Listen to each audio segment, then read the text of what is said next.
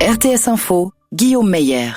Les cantons romans saluent les mesures prises par le Conseil fédéral contre la pandémie. Le gouvernement a décidé hier de reprendre la main. Il impose la fermeture des bars et restaurants à 19h dès ce soir. Mais dans la plupart des cantons romans, les établissements pourront rester ouverts jusqu'à 23h sous condition. Il faudra notamment que le taux de reproduction du virus demeure en dessous de 1. Ces restrictions vont s'accompagner d'un soutien économique renforcé. Le Conseil fédéral veut porter à 2,5 milliards de francs contre 1 milliard actuellement l'enveloppe pour les cas de rigueur destinée au secteur particulièrement touché. Une mesure jugée insuffisante par l'Union syndicale suisse. Pour la fêtière, il faut notamment que le chômage partiel soit indemnisé à 100% pour les personnes à faible revenu. En France, Emmanuel Macron a appelé hier à redoubler de vigilance lors des fêtes de fin d'année.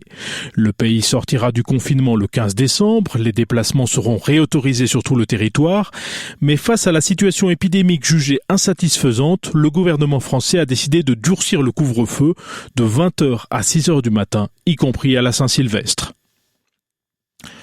Le Royaume-Uni cessera dès que possible de soutenir financièrement des projets d'énergie fossile à l'étranger.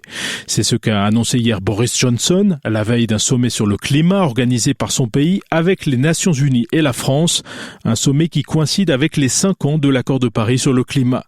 Le Premier ministre britannique dit avoir ouvert la voie récemment avec un nouvel engagement, réduire les émissions de CO2 d'au moins 68% d'ici à 2030.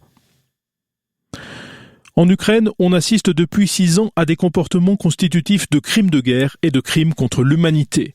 C'est ce qu'a déclaré hier Fatou Bensouda. La procureure générale de la Cour pénale internationale demande l'ouverture d'une enquête complète sur la situation dans ce pays. L'Ukraine a connu un soulèvement en 2014, lors duquel plus d'une centaine de personnes ont péri. Une guerre a ensuite éclaté dans l'est du pays avec les séparatistes pro-russes. Le conflit a fait plus de 13 000 morts et près de 1,5 million de déplacés. À 78 ans, Harrison Ford va réendosser les habits et le chapeau de Indiana Jones. Ce sera la 5e fois que l'acteur interprétera l'intrépide archéologue. Disney annonce le film pour juillet 2022, une annonce applaudie hier par des milliers de fans sur les réseaux sociaux. En hockey sur glace, Fribourg-Gotteron renoue avec la victoire après 3 revers en championnat. Les Dragons ont dominé les Bernois de Langnau hier soir 4-1 à domicile. De son côté, Bienne s'est incliné face à Davos 3-2. Une défaite qui laisse les Biennois à la 10e place de National League, juste devant Berne et Langnau. Météo, ce samedi, le temps sera très nuageux avec de fréquentes précipitations importantes localement. La limite des chutes de neige se situera vers 1000 mètres. Les températures oscilleront entre 0 et 5 degrés sur le plateau et entre -1 et 3 degrés en Valais.